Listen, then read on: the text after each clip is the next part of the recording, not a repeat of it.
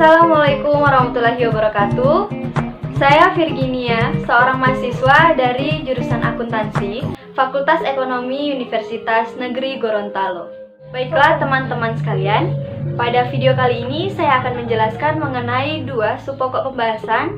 Yang pertama mengenai motivasi wajib pajak dalam melakukan perencanaan pajak, dan yang kedua mengenai langkah-langkah dalam membuat perencanaan pajak secara efektif.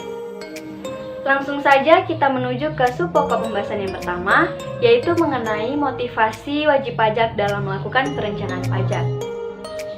Menurut saya, motivasi wajib pajak dalam melakukan perencanaan pajak yaitu untuk meminimalkan beban pajak dan pada akhirnya juga akan memaksimalkan laba setelah pajak.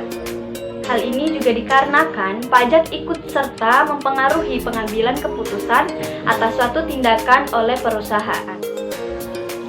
Selain itu, perencanaan perpajakan juga terdiri atas 3 bagian, yaitu yang pertama adalah kebijakan perpajakan atau sering disebut dengan tax policy, dan yang kedua adalah undang-undang perpajakan atau sering disebut dengan tax law, dan yang terakhir adalah administrasi perpajakan atau sering disebut dengan tax administration.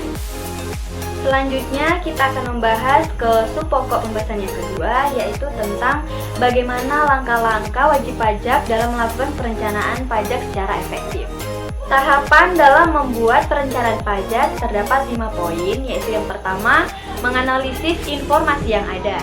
Nah, menganalisis informasi yang ada ini kita dapat mencantumkan beberapa faktor, yaitu yang pertama faktor yang relevan, yang kedua faktor pajak, dan yang ketiga faktor pajak lainnya. Lanjut kita menuju ke poin yang kedua, yaitu membuat suatu mode rencana kemungkinan besarnya pajak. Nah, membuat suatu mode ini kita juga dapat berupa pemilihan transaksi atau hubungan internasional. Yang berikutnya juga mencari tempat sebagai tempat investasi. Dan yang ketiga itu penggunaan satu atau lebih negara sebagai negara tambah. Baik, kita akan masuk ke poin yang ketiga, yaitu mengenai mengevaluasi rencana pajak.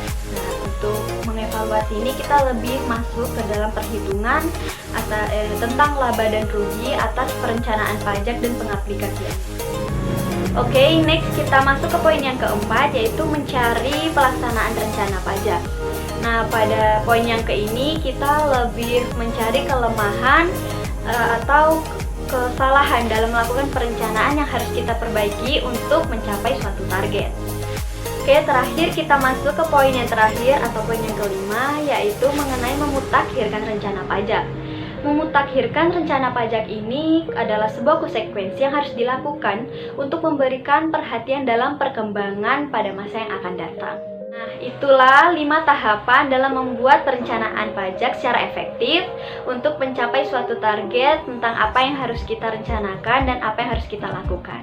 Itulah sedikit penjelasan dari saya mengenai motivasi dan langkah-langkah dalam melakukan perencanaan pajak.